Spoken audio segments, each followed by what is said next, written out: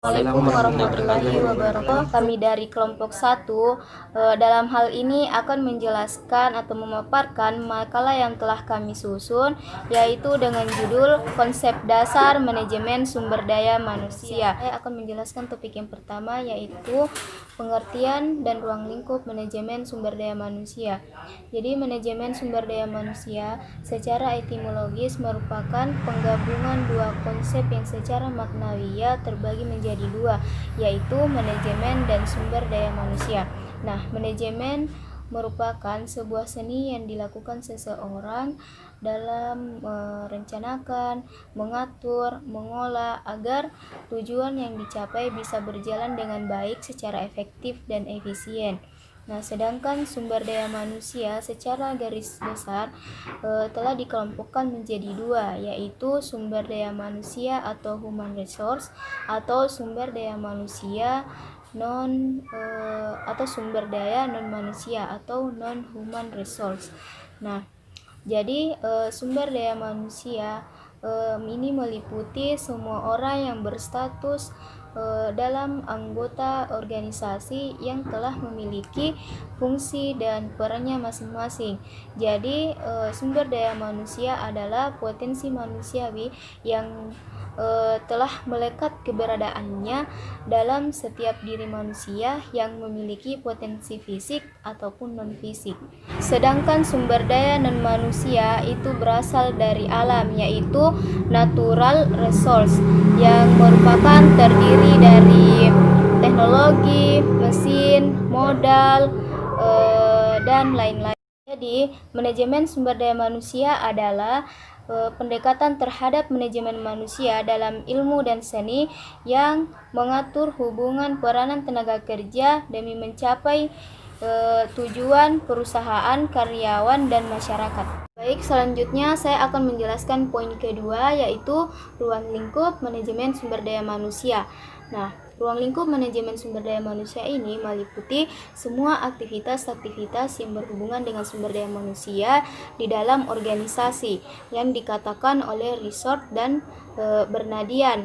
Nah, bahwa aktivitas ini meliputi rencana organisasi, staffing, yang ketiga sistem reward dan tunjangan-tunjangan serta pematuhan, dan selanjutnya itu manajemen performansi. Yang kelima itu adalah pengembangan pekerja, yang keenam yaitu komunikasi hubungan masyarakat, dan selanjutnya untuk mengetahui lebih dalam mengenai bagian-bagian dari aktivitas-aktivitas manajemen sumber daya manusia tadi, itu bisa dilihat di makalah. Saya akan melanjutkan dari pemateri pertama, yaitu bagian kedua, peran, fungsi, dan tujuan manajemen sumber daya manusia. Pertama, peran manajemen sumber daya manusia. Manajemen adalah fungsi yang berhubungan dengan mewujudkan hasil tertentu melalui kegiatan orang-orang. Hal ini berarti bahwa sumber daya manusia berperan penting dan dominan dalam manajemen. Sumber daya manusia mengatur dan menetapkan program kepegawaian dengan mencakup beberapa hal. Pertama, memonitor dengan cermat undang-undang, perburuhan, dan kebijaksanaan pemberian balas jasa kepada perusahaan-perusahaan sejenisnya. Dan yang kedua adalah memonitor kemajuan teknik dan pengembangan serikat buruh.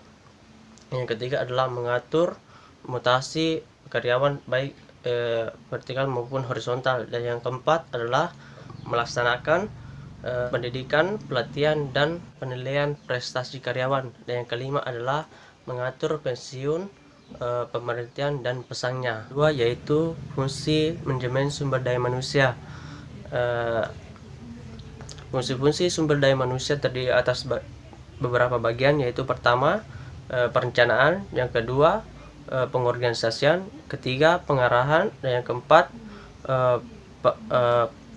kedisiplinan, dan yang kelima, pengendalian. Ketiga yaitu tujuan sumber daya manusia. Adapun tujuan sumber daya manusia yaitu terbagi atas 4 bagian. Pertama, tujuan sosial.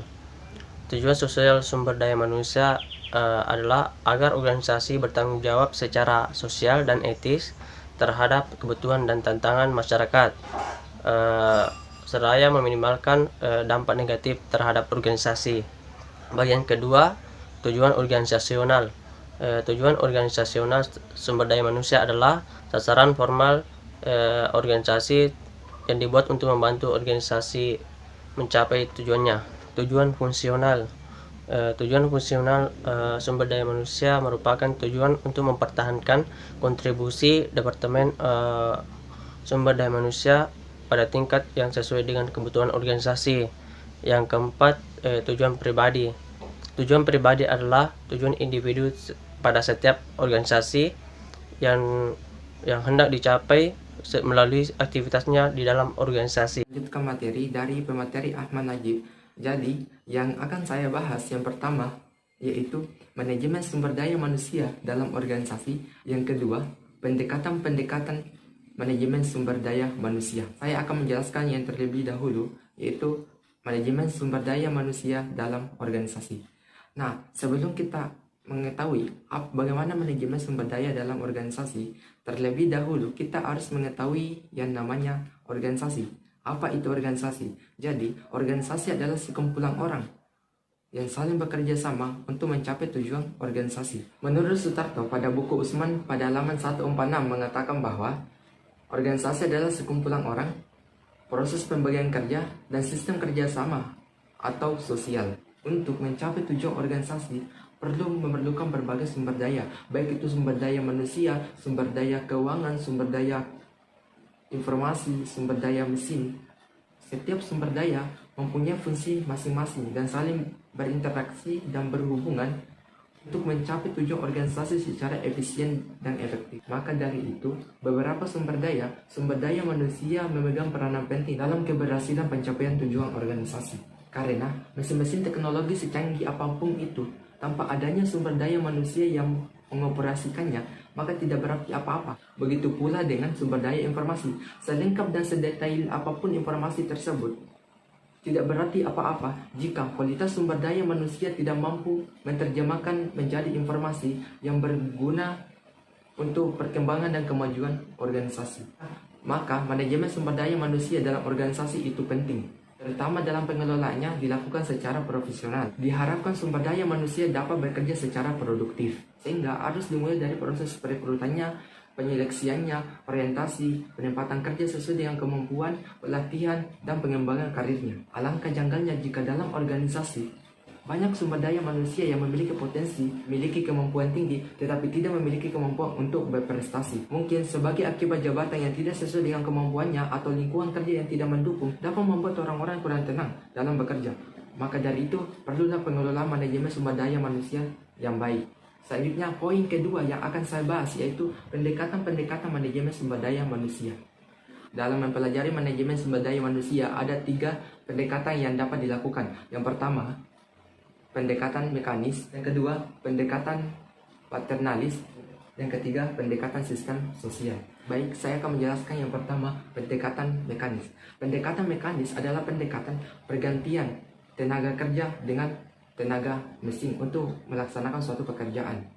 Pendekatan mekanis ini menitikberatkan analisisnya kepada spesialisasi, efektivitas, standarisasi, dan perlakukan karyawan sama dengan mesin. Spesialisasi semakin mendalam dan pembagian kerja semakin sedetail akibat dari perkembangan perusahaan dan kemajuan teknologi canggih.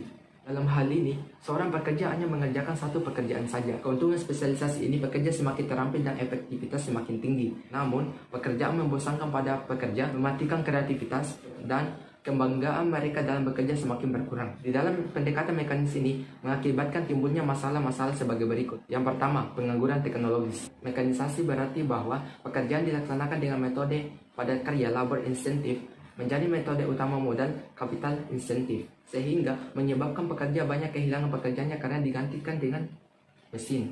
Yang kedua adalah keamanan ekonomis. Keamanan ekonomis yang dimaksud adalah ketika karyawan takut di PHK sehingga kehilangan pekerjaannya dan kehilangan pendapatannya karena ketidakpastian pekerjaan karena adanya mekanisasi ini. Yang ketiga adalah organisasi buruh. Pengangguran teknologis, keamanan ekonomis, dan politis mendorong timbulnya organisasi buruh atau serikat-serikat buruh. Organisasi buruh ini awal mulanya terbentuk pada perusahaan saja, tetapi kemudian berkembanglah organisasi buruh nasional dan internasional dengan tujuan untuk melindungi kepentingan buruh dari sewenang-wenang atasan atau manajer. Yang keempat, kebanggaan dalam pekerjaan. Dalam pembagian kerja yang spesialisasi dan secara detail, buruh hanya mengerjakan semacam pekerjaan saja. Hal ini akan meningkatkan keterampilannya, tetapi di sisi lain pekerjaan semakin membosankan dan kebanggaan pekerjaan semakin rendah akibat dari pekerjaan yang dirasakan kurang berarti.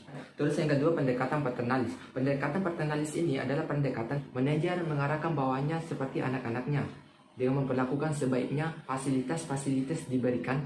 Akibatnya karyawan menjadi malas, manja, dan produktivitasnya semakin menurun. Akhirnya laba berkurang, perusahaan semakin rugi, dan kelangsungan hidupnya terancam. Yang ketiga, pendekatan sistem sosial. Dalam pendekatan sistem sosial ini, manajer menyadari bahwa untuk mencapai tujuan organisasi, perlulah terbina hubungan yang harmonis sesama karyawan dan atasan, serta terjadi interaksi yang baik sesama karyawan. Pemikiran ini didasarkan pada adanya saling ketergantungan, interaksi, dan keterkaitan sesama karyawan. Jadi jelasnya pendekatan sistem sosial ini mengutamakan yang namanya hubungan harmonis, interaksi yang baik, saling menghargai, saling mengisi sehingga terdapat total sistem yang baik. Baik, selanjutnya saya akan memberikan kesempatan kepada pemateri selanjutnya. Saya akan melanjutkan penjelasan dari pemateri sebelumnya. Materi yang akan saya bawakan yaitu istilah pendidikan dan tenaga kependidikan manajemen sumber daya manusia. Jadi, istilah pendidik itu sendiri atau acuan landasan yang akan kita gunakan ke depannya dalam sebuah pendidikan yang lebih baik dan tenaga kependidikan. Jadi tenaga kependidikan itu yaitu di mana ada segerombolan orang-orang yang mana berada di dalam sebuah yang sudah disediakan guna dirinya mengabdikan. Baik, lanjut ke materi ke-6. Tujuan manajemen sumber daya manusia di dalam sebuah pendidikan.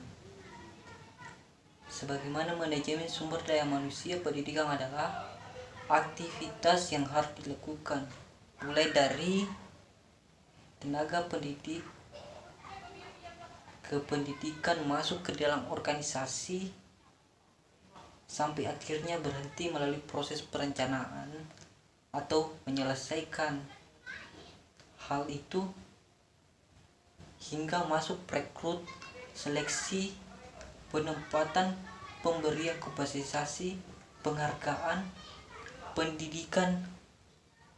Bila hal itu diinginkan, maka pelatihan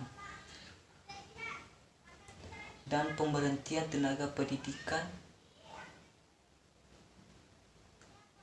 di dalam manajemen sumber daya manusia. Pendidikan dipandang sebagai fungsi atau sistem yang diharapkan mampu menyelesaikan tugas-tugas yang khusus.